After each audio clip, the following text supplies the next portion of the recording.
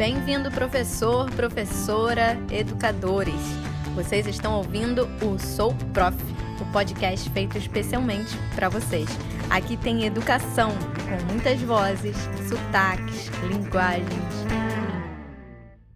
Olá, meu nome é Eliane Taveira, estamos na Escola de Prof e hoje iremos responder a seguinte pergunta: como nos tornamos inteligentes?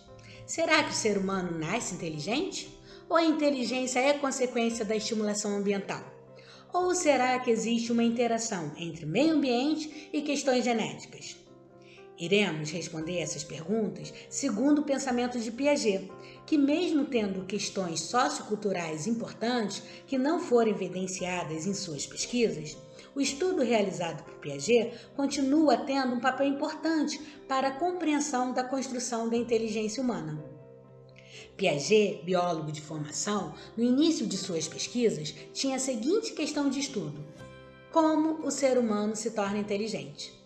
Piaget percebeu que existe uma interação entre questões do meio ambiente e questões inatas, genéticas, hereditárias. Piaget afirmou que o ser humano não nasce inteligente, nasce com a capacidade de vir a ser inteligente. É na interação com o meio que a inteligência vai sendo construída. O bebê traz ao nascer os reflexos inatos, apreensão, sucção, olhar, entre outros. Esses reflexos, com o passar dos meses e amadurecimento do sistema nervoso, vão se aprimorando e começam a se juntar.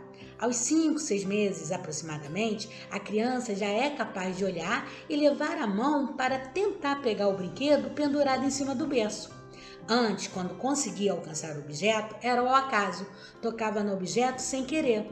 Depois dos 5, 6 meses, já existe uma coordenação dos reflexos, da visão e apreensão. A criança olha e coordena a mão para pegar o brinquedo. Próximo de 1 ano de idade, a criança começa a resolver pequenos problemas através da ação, como pegar o vaso que está em cima da mesa, puxando uma toalha. Essa ação não foi planejada mentalmente. A criança conseguiu resolver o problema, alcançar o vaso, através da ação prática.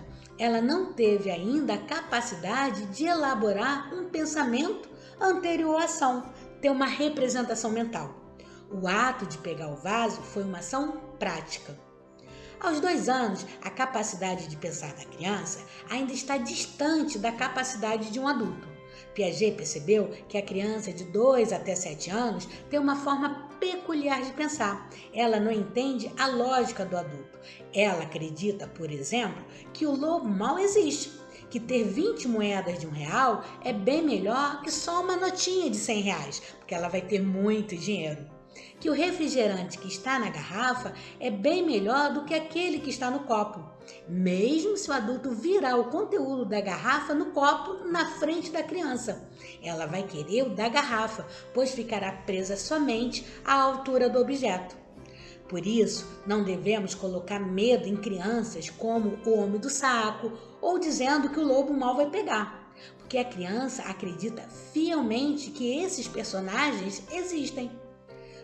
Contar a história, sim, devemos, pois estaremos entrando no mundo de faz de conta da criança, onde as coisas são resolvidas.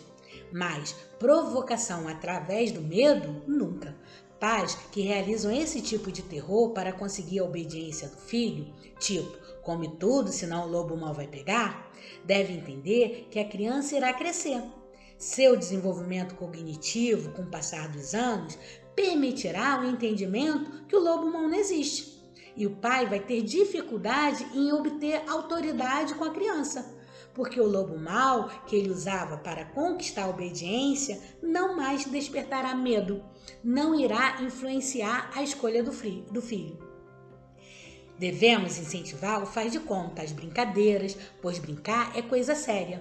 É através da brincadeira que a criança elabora vivências emocionais, aprende conceitos e regras socialmente construídas. Brincadeira é um espaço rico de oportunidades de aprendizagem. Piaget percebeu que a criança, depois de 7 anos até 12, consegue perceber a lógica do adulto, mas ainda precisará da presença do concreto para entender. Assim, ao falarmos de solidariedade, palavra com sentido abstrato, temos que mostrar atitudes solidárias na prática, como dividir o cobertor com alguma família que esteja passando frio. Na multiplicação, por exemplo, o aprendizado acontecerá de maneira significativa se explicarmos utilizando os palitos, material concreto, que 3 vezes 2 é igual a 3 vezes o número 2, ou seja, 2 mais 2 mais 2. Depois de algum tempo, a criança não precisará do apoio do material concreto, mas no início, esse suporte será fundamental para que ela consiga entender o raciocínio da multiplicação. Em seus estudos, Piaget percebeu que aos 12, 13 anos acontece a maturação do cérebro. O ser humano já tem a estrutura biológica completa para pensar de maneira abstrata, sem apoio de estímulos concretos. Hoje, a neurociência percebe que esse desenvolvimento do córtex cerebral vai além dos 20 anos. Piaget percebe que a escola deve estimular a inteligência de seus alunos, mas respeitando ao máximo o nível de desenvolvimento de cada faixa etária.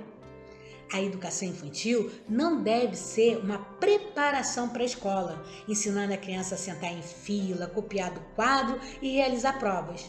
A educação infantil precisa estimular o jogo simbólico, a motricidade, o desenvolvimento de conceitos como classificação, ordenação, seriação, desenvolvimento do tempo, entre outros.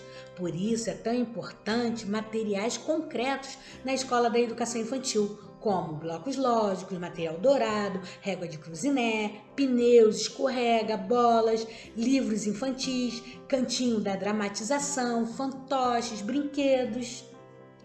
Em 2005, em um episódio de tsunami que aconteceu na Tailândia, uma menina inglesa de 10 anos salvou sua família e pessoas que estavam próximas, pois percebeu quando o mar recuou e avisou que todos deveriam ir para um lugar bem alto, pois uma onda gigante iria se formar. Ao chegar em Londres, essa menina foi homenageada. Ela dedicou o prêmio ao professor de geografia que havia explicado sobre o tsunami. Na aula, o professor respeitou o nível de desenvolvimento da aluna. Não apenas falou de maneira abstrata, sem recursos concretos. Ele passou filme, mostrou imagens, dando suporte para a aprendizagem. Assim, a menina de 10 anos foi capaz de entender o conceito de tsunami e soube utilizar em um momento de necessidade. Professores precisam ficar atentos e não passar apenas de maneira oral conceitos abstratos como dezena, centena, milhar ou conceitos como planalto, planície, restinga para crianças de até 11, 12 anos, sem utilizar o apoio do material concreto. A criança dessa faixa etária ainda precisa do apoio do material concreto para alcançar o real aprendizado dos conceitos. Temos outros autores que contribuem para o estudo da construção da inteligência, que tiveram foco de estudo diferente de Piaget. Esses autores serão abordados em outros episódios. Estamos terminando mais um podcast. Até o próximo. Gostou do conteúdo desse episódio? Compartilhe com os amigos. E se quiser ajudar a construir esse canal, mande a sua sugestão de pauta pra gente. Acesse o nosso site souprof.com.